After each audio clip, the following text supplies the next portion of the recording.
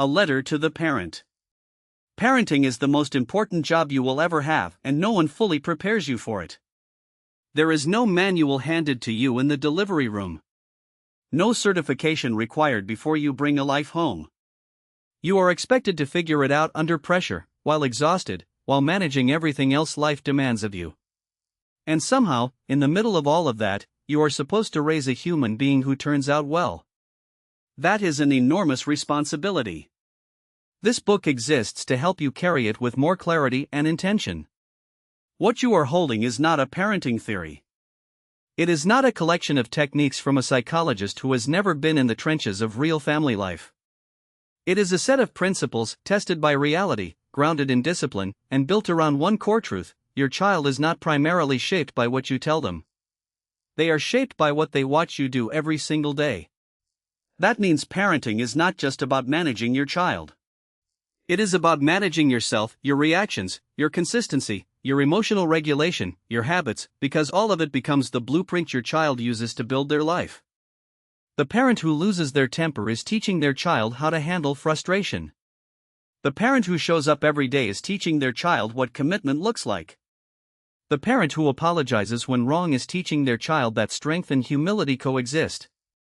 You are always teaching. The question is whether you are teaching what you intend to. This book is divided into 2 parts. Part 1 is for you. Part 2 is written directly to your child in language they can understand, with rules they can own. Read it together.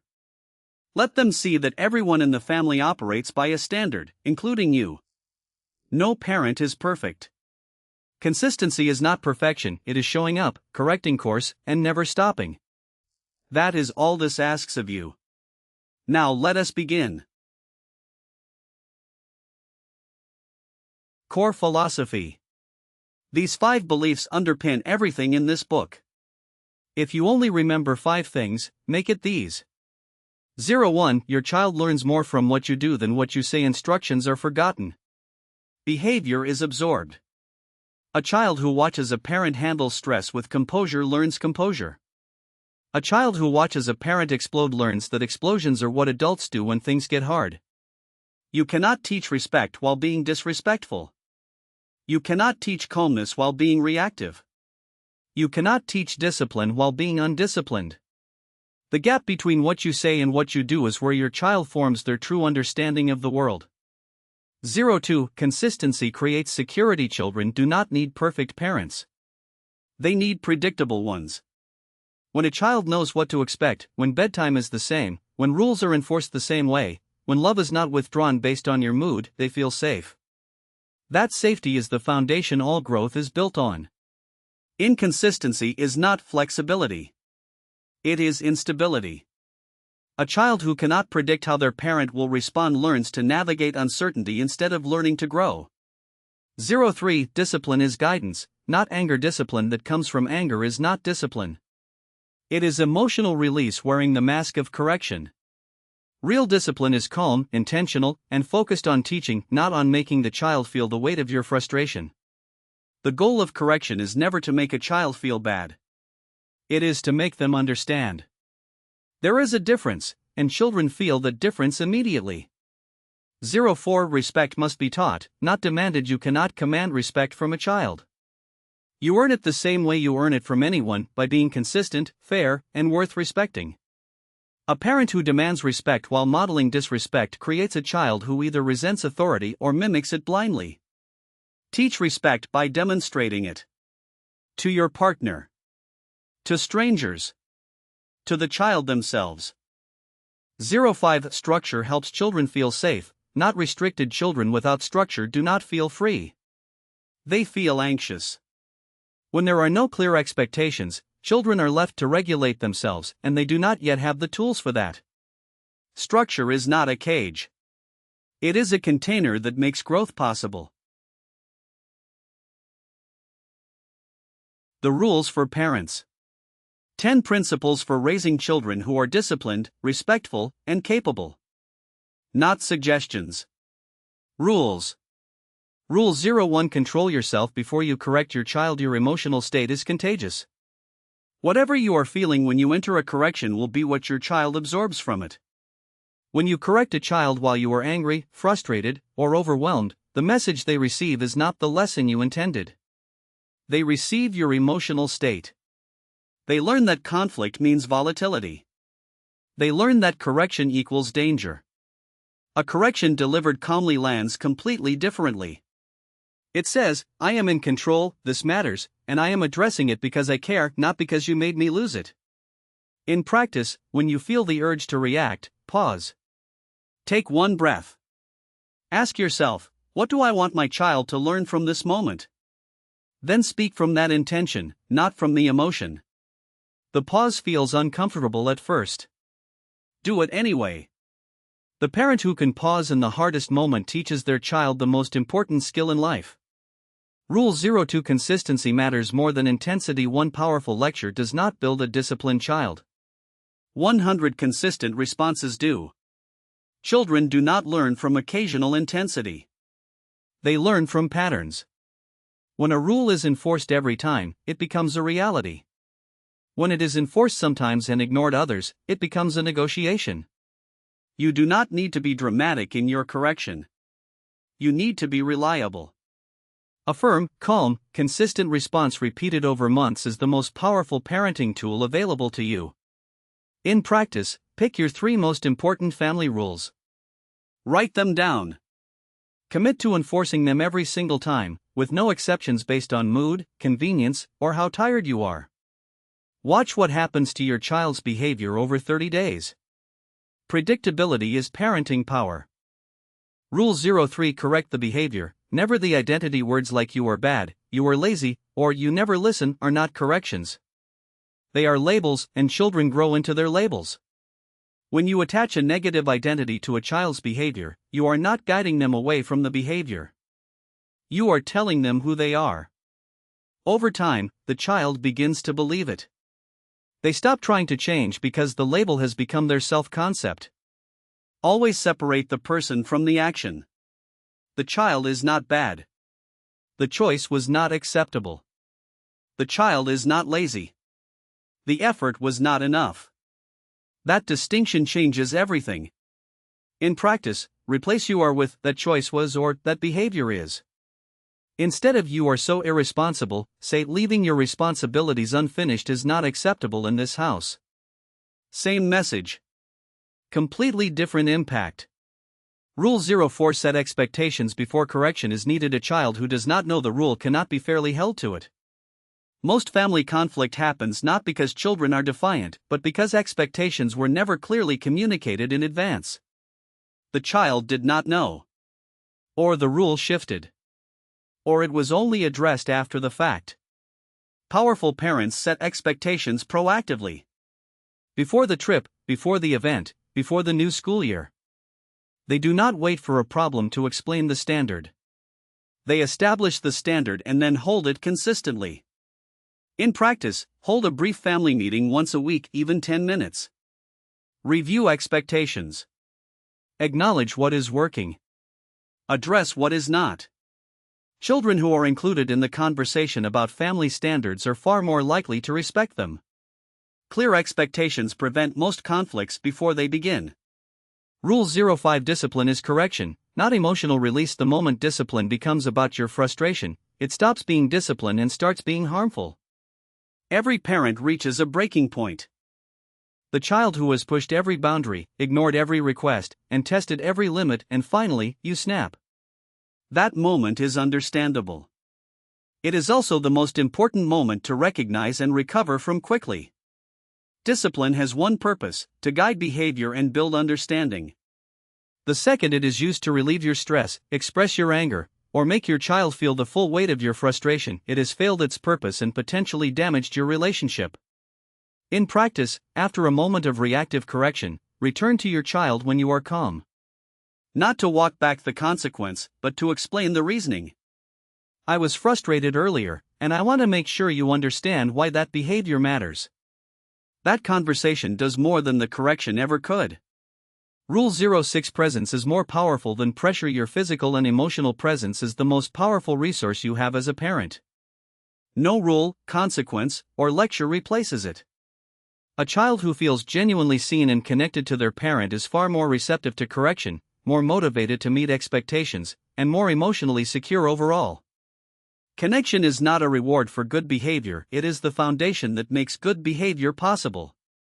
Absent parents who rely on pressure and consequences create children who comply out of fear or rebel entirely. Present parents who invest in relationship create children who want to meet the standard because they respect the person holding it. In practice, identify one daily moment, even 15 minutes, that belongs entirely to your child. No phone. No distraction. Just presence. It does not have to be elaborate. It has to be consistent. That daily investment pays dividends in trust, communication, and behavior. Discipline without connection is just control. Connection is what makes discipline work. Rule 07: Reward effort and progress, not entitlement. A child who is praised for existing learns that existence is enough. A child who is praised for effort learns that effort is the path. There is a difference between encouragement and entitlement. Encouragement says, "I see you working, and that matters." Entitlement says, "You deserve recognition simply for showing up." Children who are raised with entitlement struggle when the world does not respond the same way. They become adults who expect results without investment, recognition without contribution, and respect without earning it. Reward the process, not just the outcome. In practice, when your child achieves something, go one layer deeper than "good job." Say specifically what you noticed. "I saw how hard you worked on that even when it was frustrating. That is what I am proud of." Specific acknowledgement of effort teaches them what to repeat. Praise the effort. Celebrate the growth. Build the work ethic. Rule 08: Monitor their environment with intention. What your child is exposed to is shaping who they are becoming, whether you are paying attention or not. The content they consume, the friends they spend time with, the conversations they overhear, the values modeled in your home, all of it is curriculum. Children are learning constantly, from every source around them. The question is not whether they are being influenced. They are always being influenced. The question is by what? Screen content teaches values. Friendships teach behavior. The way adults in their life speak to each other teaches communication. You cannot control everything, but you can be intentional about the primary inputs. In practice, do not abandon oversight as children get older, shift it. A toddler needs protected from inappropriate content. A teenager needs conversations about it. Stay engaged with what they are watching, who they are spending time with, and what they are thinking about. Curiosity is more effective than control. You are not just raising a child. You are curating an environment that is raising them. Rule 09: Teach responsibility early and consistently. A child who is never given responsibility never learns that they are capable of it. Age-appropriate responsibility is one of the most powerful gifts you can give a child. When a 3-year-old puts away their toys, they are not just doing a chore, they are learning that they are capable, that their contribution matters, and that effort is a normal part of life. Families that do everything for their children in the name of love are robbing them of the very experiences that build confidence and accountability. Children who grow up with responsibility grow into adults who can handle it. In practice, create a simple responsibility chart appropriate for each child's age. Tie it to family expectations, not allowance. Contribution to the family is not optional and should not always be transactional.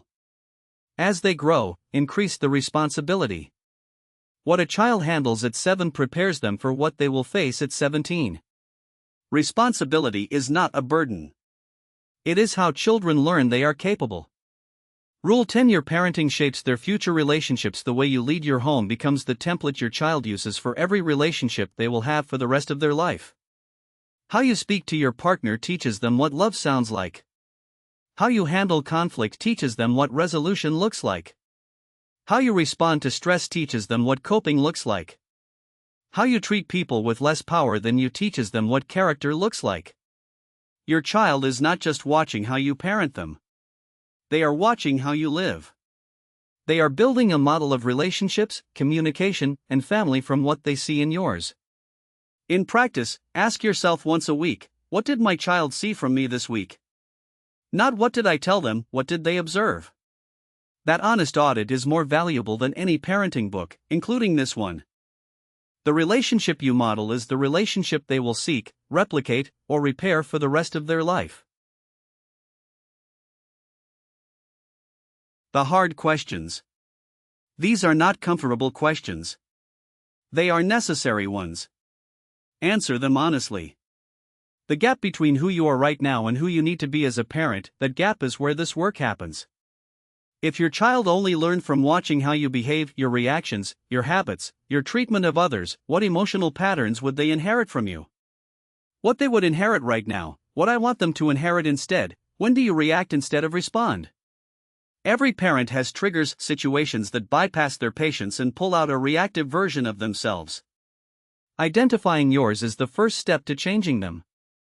My biggest trigger as a parent, what I actually want to do in that moment instead. What is the most important thing you want your child to learn from you, and are you currently teaching it? The most important thing I want to teach, how I am currently demonstrating it or not. Quick reference, parent. Return to this page weekly. Rule 01: Control yourself first. Your emotional state sets the tone for everything that follows. Rule 02: Consistency over intensity. 100 calm responses build more than one dramatic lecture. Rule 03: Correct behavior, not identity. The choice was wrong.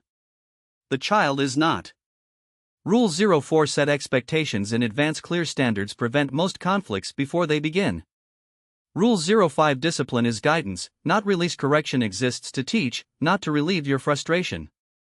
Rule 06: Presence over pressure. Connection is what makes correction actually work. Rule 07: Reward effort and progress. Praise the process. Build the work ethic. Rule 08: Monitor their environment. You are curating the inputs that are shaping who they become. Rule 09: Teach responsibility. Early capability is built through contribution, not protection. Rule 10: Your parenting is their template. What they watch you do becomes what they expect from life. Reflection. Take time with these. Real answers only. The parenting habit I most need to build right now, where I feel most inconsistent as a parent. One thing I will change immediately, not eventually. What kind of adult I am working to raise. 48-hour action commitment. One specific action. One specific time. No vague intentions. The situation in the next 48 hours where I will practice emotional control. What I will do differently than I have before. My 30-day parenting commitment. Pass it forward. What you are building in your home does not stay in your home. The value I most want my child to carry into adulthood, who else could benefit from this approach to parenting, how I will share it. Personal commitment. I understand that parenting begins with self-mastery. I cannot give my child what I have not built in myself. I commit to leading with calmness, consistency, and intention. I take responsibility for the emotional environment I create because my child will build their life from what they find there. Legacy Covenant. Sign this with the understanding that what you build in your home will outlive you. I accept full responsibility for the next generation I am raising. I understand that my behavior becomes their reference for what is normal, what is possible, and what love and leadership look like. I commit to discipline, patience, consistency, and presence, not because parenting is easy, but because nothing I will ever do matters more. I will strive to raise children who are capable, respectful, and confident, and I will begin by becoming those things myself. Hey, this part is for you. Yes, you. Not your parents. You. The first part of this book was written for the grown-ups in your life. This part's yours. These are simple rules, not to make your life harder, but to help you become someone you are proud of. Someone strong. Someone kind. Someone people can trust and count on. You do not have to be perfect. Nobody is. But you can try. And trying every single day is what makes someone great. Read these rules. Think about them. talk about them with your family. And when you forget them, because everyone forgets sometimes, come back and read them again. You are more capable than you know. These rules will help you prove it. These are your rules. Not your parents' rules for you, your rules for yourself. Own them. Rule 01: Be honest, always tell the truth, even when it is hard. Lying might seem like it protects you in the moment, but it always makes things worse in the end. When you tell the truth, even when you made a mistake, people learn they can trust you. And being someone people can trust is one of the most valuable things you can ever be. Your challenge this week: tell the truth about something even when it feels uncomfortable. Notice how it feels afterward. Rule 02: Respect everyone, treat people the way you want to be treated, all people. Respect is not just about being polite to people you like. It is about how you treat people who are different from you, people who have less than you, and even people who are not being kind to you. How you treat others when it is hard says more about you than how you treat them when it is easy. Your challenge: find one person this week who you have not been kind to, and choose to treat them differently. Rule 03: Do your best every time. Whatever you are doing, give it everything you have. You will not always be the fastest, the smartest, or the strongest. But you can always be the one who tried the hardest. Effort is the one thing that is completely in your control. Nobody can take it from you, and nobody can give it to you. It comes from inside. Your challenge: pick one thing this week, schoolwork, a chore, a skill, and do it better than you did it last week. Rule 04: Take care of your body, move, eat well, sleep enough, and drink water. Your body is the only one you will ever have. How you treat it now affects how it works for the rest of your life. That means moving every day, eating food that gives you energy, getting enough sleep, and drinking water instead of sugary drinks whenever you can. Your challenge: drink a full glass of water every morning this week before anything else. Rule 05: Handle your responsibilities. Do what you are supposed to do without being reminded. Responsibilities are the things that are yours to take care of. Your chores. Your homework. Your belongings. Your commitments. When you handle your responsibilities without being told, you prove that you can be trusted. And as you get older, the people who trust you will give you more freedom. Your challenge: complete your responsibilities every day this week without being reminded once. Rule 06: Control your emotions. Feel your feelings, but do not let them control what you do. Everyone gets angry, frustrated, embarrassed, and upset. That is normal. But what you do with those feelings is your choice. Yelling, hitting, saying mean things, those are choices. And they always make things worse. When you feel a big emotion, pause. Breathe. Give yourself a moment before you act. Your challenge: the next time you feel really angry or upset, stop and count to 10 before you do or say anything. Rule 07: Be kind, especially when it is hard. Kindness is a choice. Choose it. Being kind when someone is kind to you is easy. Being kind when someone is mean to you, when you are having a bad day, or when nobody is watching, that is the real test. Kindness does not mean letting people walk over you. It means treating others with dignity even when they do not deserve it. Your challenge: do one kind thing for someone today without telling anyone you did it. Rule 08: Keep learning, stay curious. Ask questions. Never stop growing. School teaches you important things. But learning does not stop when class ends. The most capable people in the world never stop being curious about how things work, about people different from them, about how to get better at the things they care about. Your brain is the most powerful tool you have. Use it. Your challenge: learn one new thing this week, not for school, just because you are curious about it. Rule 09: Be someone people can count on. When you say you will do something, do it. Your word is your reputation. When you make a promise and you keep it, people trust you. When you make a promise and you break it, people remember that too.